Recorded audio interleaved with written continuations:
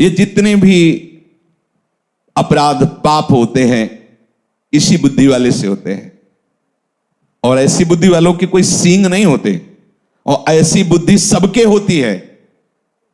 हां, कोई अपनी शत बुद्धि से ऐसी बुद्धि को दबा करके धीरे धीरे नष्ट कर देता है, और कोई अपनी ऐसी बुद्धि से सत बुद्धि को धीरे धीरे दबा देता है और राज्य हो जाता है असद बुद्धि का।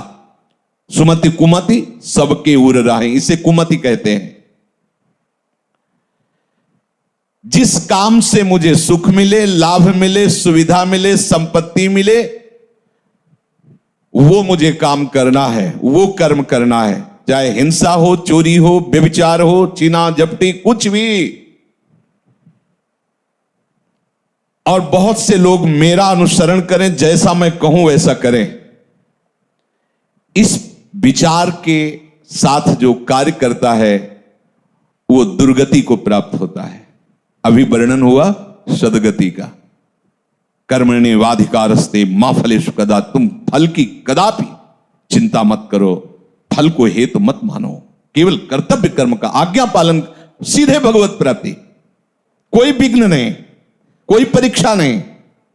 परीक्षा उसकी होती जो विद्यार्थी होता है, जो समर्पित अपना बच्चा होता है, उसकी परीक्षा नहीं होती।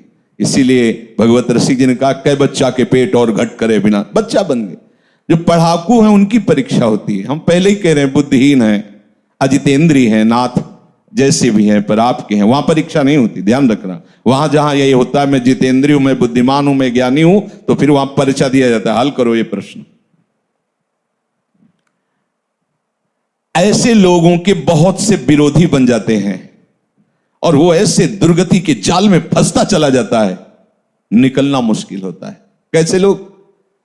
मुझे सुख भोगना है, मस्त रहना है, चाहे दुनिया में आग लगे, पहली बात। दूसरी बात, जिन लोगों को ये विचार रहते हैं, अरे किसने देखा है भगवान को, मरने के बाद क्या होगा किसने दे, ये सब गपोड़ बातें हैं, ना लोक है ना परलोक है ना भगवान है, मौज मस्ती लो। ऐसा भी कर्तव्य कर्म का पालन नहीं कर सकता। जिसके ऐसे विचार हैं, ना भगवान पर विश्वास है, ना लोक पर विश्वास है, ना धर्म पर विश्वास है, ऐसा स्वेच्छाचारी मनुष्य राक्षसी कहा जाता है।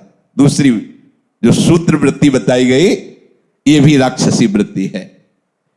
यह किसी भी पाप कर्म में उतर सकता है, जैसे ऊपर वाला भी ऐसे दूसरा भी, क्योंकि ना भगवान का भय है, ना उससे शास्त्र का भय है। शास्त्र का भय होता है, उसमें लिखा है कि ऐसा नहीं करना, भाई मैं नहीं करूंगा, उसमें लिखा है ऐसा। वो संत कह रहे थे, मैं ऐसा नहीं कहूंगा। वो गुरुदेव मैं ऐसा नहीं करूंगा, मैं ऐसा नहीं देखूंगा, मैं ऐसा नहीं बोलूंगा, क्योंकि संत कह रहे थे, गुरुदेव कह रहे थे, शास्त्र कह रहे थे, वही बच पाता है। लेकिन ये ऐसी बुद्धि वाले बहुत लोग मिलेंगे, कहां भगवान, कहां लोक पर लोग, सब गपोड़ बातें, ओ मर के नरक जाना है, स्वर्ग जाना है, अरे सब मस्ती लो। ऐसा मनुष्य स्वेच्छाचारी हो जाता है, किसी भी पाप कर्म में वो भयभीत नहीं होता। बुरे कर्म का फल, परलोक में जाके दुख भोगना, सब गपोड़ मानता है, सब गप है, कहीं कोई नहीं। ऐसे जो भाव वाला होता है, वो प्रगट में और छिपकर दोनों प्रकार से भरपूर पाप कर्म ही केवल करता है। ऐसे लोगों के संग से भी बचना चाहिए, जिनका भी परिचय दे रहे हैं। जो लोग अपने अस्तित्व को मिटा देते हैं पाप कर्म में, उनके अंदर विवेक नहीं रह जाता, बुद्धि नहीं रह जाती। बहुत ही नीच कोटि, मतलब शब्द ही नहीं उनके लिए। क्योंकि किसने देखा भगवान को, किसने देखा लोक परलोक को? मनमानी आचरण, कोई भी पाप प्रवृत्ति करने में उनको शर्म नहीं लगती। ऐसा। तीसरा, ऐसे लोगों को बिल्कुल संग नहीं करना चाहिए जिनका परिचय दे रहे हैं। मेरा कोई क्या बिगाड़ लेगा, मेरा कोई क्या बिगाड़ लेगा, ऐसे संसार का बहुत अहित करने वाले वृत्ति के लोग होते हैं। बहुत अहित कर, मेरा कोई क्या बिगाड़ लेगा, मैं जो करूंगा जो करूंगा। किसी से ये ठीक से बात भी नहीं करते। ऐसे लोग अहंकार से भरे रहते हैं। अभिमान के कारण इनकी शत्रुता ही बढ़ती रहती है।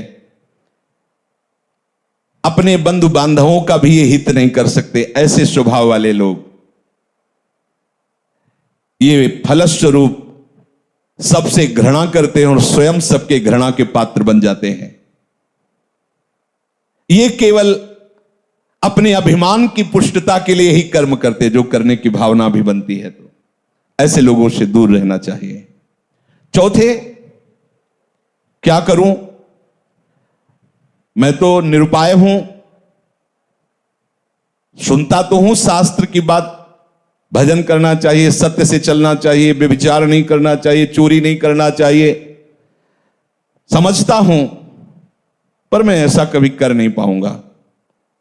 वो तो कोई अवतारी पुरुष होते हैं जो भजन आदि करते हैं, हम लोगों के तो और बस विषय सेवन, ये थोड़ा सा, इनकी थोड़ा सा बुद्धि प्रकाशित है। वो इतना तो मानते हैं कि जो शास्त्र और संतजन कह रहे हैं सत्य है, पर मैं ये कर नहीं पाऊंगा, ये भी चौथे नंबर पे हैं। ऐसे लोगों का भी संग नहीं करना चाहिए। भाई मेरे से भजन होता नहीं है, हाँ ठीक है, भजन करना वो संत महात्माओं का काम है, हमारा काम नहीं है।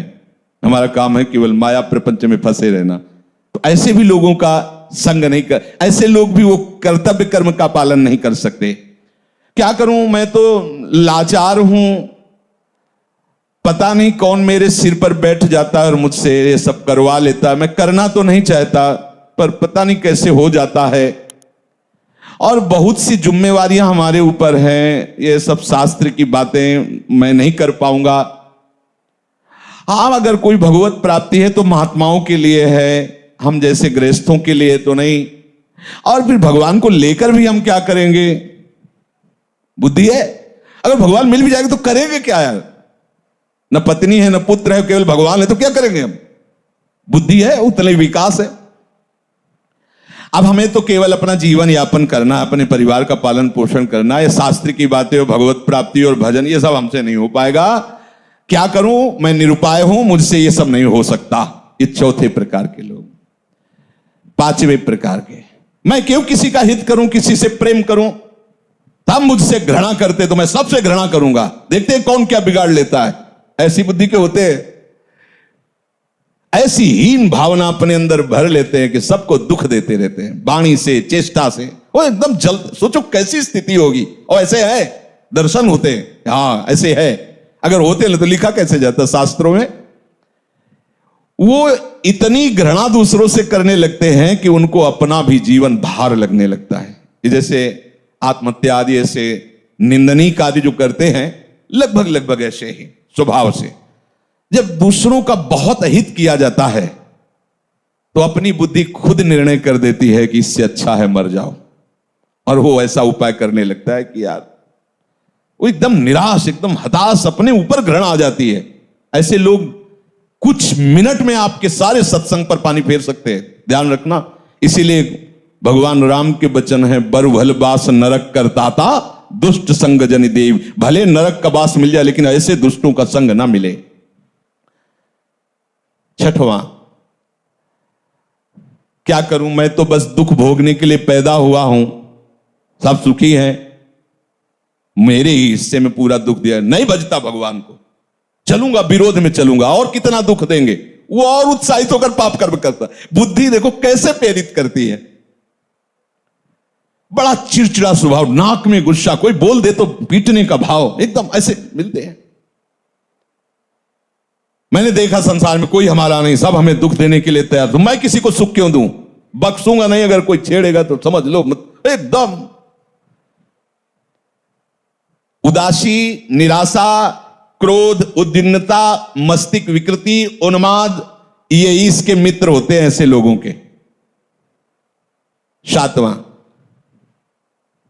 जगत में कोई भी अच्छा नहीं, सब दुष्ट स्वभाव वाले बुरे गंदे लोग हैं, कोई अच्छा नहीं। फिर मैं इनके साथ अच्छाई क्यों करूं, जो जैसा होता है वैसे ही करना चाहिए। दुष्टों के साथ दुष्टता ही करूंगा। ऐसे भी है ऐसे भी। वो जिसको देखो उसमें दोष ही निकालेंगे, कहीं भी गुण बुद्धि उनकी नहीं होती। अतएव न वो अपना भला करते, न वो दूसरों का भला होने देते। आठवां, मुझे ऐसे कार्य करना चाहिए कि अंदर से भले मैं वैसा नहीं हूं, लेकिन लोग मुझे ये कहें कि बहुत बढ़िया है, ऐसे ये थोड़ा सुधार की तरफ है। इतनी तो बात समझ में आ गई कि मुझे ऐसे कार्य करना चाहिए कि लोग कहें कि ये बढ़िया है। और घोर राक्षसी से तो थोड़ा मनुष्यता में आने, भले असलियत नहीं है पर कम से कम यश प्राप्ति के लिए प्रगट में ऐसा हिंसात्मक कार्य, दूसरों को भयानक दुख देने वाला कार्य नहीं करेंगे। ये 8वें सूत्र में कहा कि लोग मुझे अच्छा समझें, भले मेरे में अच्छाई नहीं पर मुझे ऐसे दिखावा करना है। भैया ऐसे हो तो भी चलेगा, कम से कम दिखावे के लिए ही सही। किसी की हिंसा न करे, किसी की चोरी न करे, किसी के व्यभिचार न करे। वो उनका असलियत भाव नहीं, पर वो दिखावे के लिए सारा नाटक करना चाहते हैं। 9 नंबर कहते हैं कि वैराग्य ले लो, राग मत करो, भजन करो जा करके। अगर मैं घर से निकल जाऊं तो सब चौपट हो जाएगा, मेरे द्वारा ही ये घर चलता है। ये भी उसी पंक्ति में है जिनका संग नहीं करना चाहिए। 10वां, अपने को तो बस वही उपाय करना है कि बड़ी शौकीनी से, विलासिता से, आराम से जिंदगी कटे, बस मुझे वही करना है। तो ऐसे लोगों का संग अपने कर्तव्य का पालन करने वाले उपासक को कभी नहीं करना चाहिए, क्योंकि इनके संग से तुम्हारी दबी हुई जो कुमति है, कोई ऐसा न समझे कि मेरे अंदर कुमति नहीं। कुमति सुमति सबके उर राहें, बस जहां अवसर मिला सत्संग का तो सुमति बढ़ी और कुमति को दबा करके धीरे धीरे उसको नष्ट कर देती है। वो महात्मा बन जाता है। जहां सुमति तहां संपत्ति नाना, और जहां कुमति तहां विपत्ति निदान। और जहां कुसंग मिला, सुमति को दबा करके कुमति इतनी बढ़ जाती है कि इस गली में आने के लिए राजी नहीं करेगी। क्या सत्संग, कुछ नहीं, कुमति बढ़ जाती। इसलिए भगवान आदेश कर रहे, कर्मण्ये वाधिकारस्ते मा फलेषु कदाच। सच्ची मानो, यदि तुम फल की इच्छा नहीं करोगे तो ऐसा फल मिलेगा कि निहाल हो जाओगे। अगर फल की इच्छा करके करोगे तो तुम क्या मांग सकते हो? अगर किसी बादशाह के पास गांव के एक गरीब आदमी को भेजा जाए, आप लोगों ने गांव की जिंदगी शायद ना देखी हो, हमने देखी। मिट्टी का घरौंदा, ऊपर से कुस का छप्पर, मेहनत करके आ रहे, 4 रोटी प्याज ऐसे हाथ में लेके खा रहे, एक फटी सी रजाई, पूरा परिवार उसी में। वो दिखा है, वो भी रोटी वो मेहनत करके ला रहे हैं ऐसे। अब उस आदमी को एक बादशाह के सामने पेश किया जाए, जो चाहो मांग लो, वो क्या मांगेगा? बहुत ये कहेगा कि हमारा घर पक्का बन जाए, और हिम्मत करेगा डरते हुए तो साल भर के लिए भोजन व्यवस्था कर दी जाए। वो क्या मांगेगा?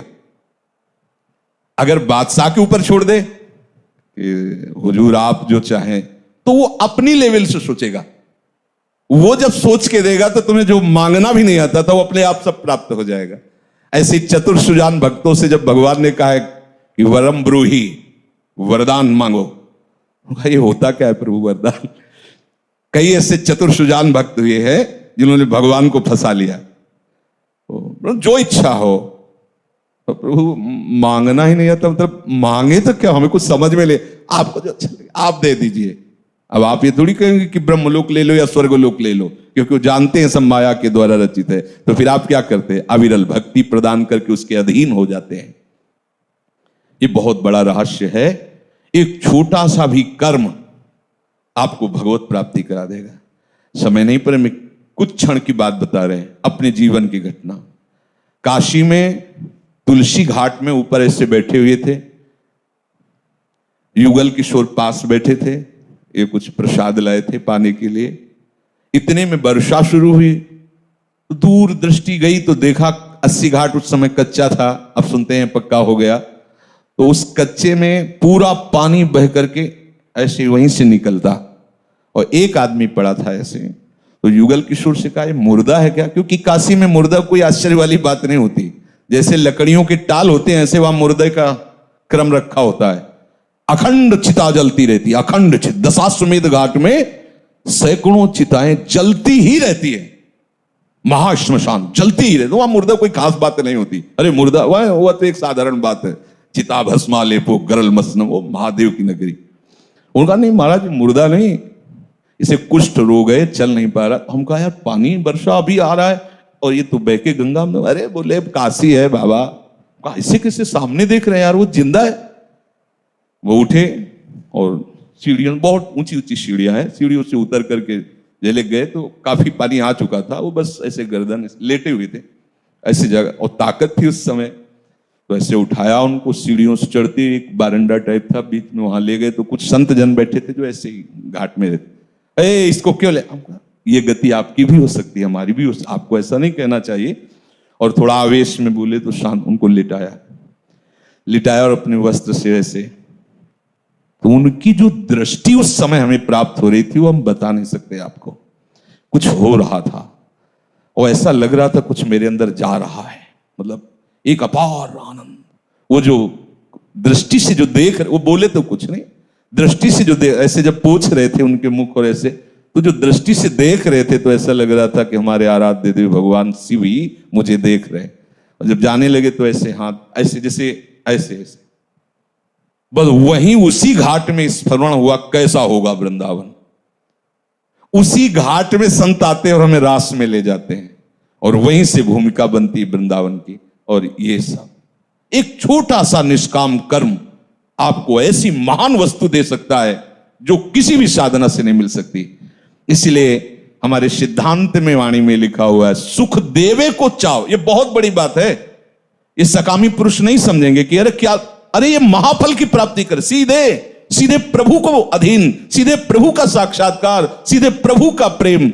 इसलिए इस बात पर विचार कीजिए, कोई भी कर्तव्य कर्म फल की आकांक्षा मत रखिए। जो आपको जैसे सेवाएं मिली हैं, जो भी घर गृहस्थी की, व्यापार नौकरी की, श्री जी की जो भी सेवा, ये सब केवल प्रभु की आज्ञा है ऐसा मानकर, गुरु आज्ञा शास्त्र आज्ञा की, तो आपकी गृहस्थी सेवा भी, आपको अभी जो चरित्र सुना रहे को अपना सेन जी अपना ही कर्म कर रहे, सुपज वाल्मीकि अपना कर्म कर रहे, सब अपने सदन जी अपना कर्म कर रहे, उसी से उनको भगवत प्राप्ति हो रही। भगवान नाम स्मरण भगवत भावना से किया हुआ प्रत्येक कर्म भगवत प्राप्ति कराने में समर्थ है। शेष चर्चा आगे।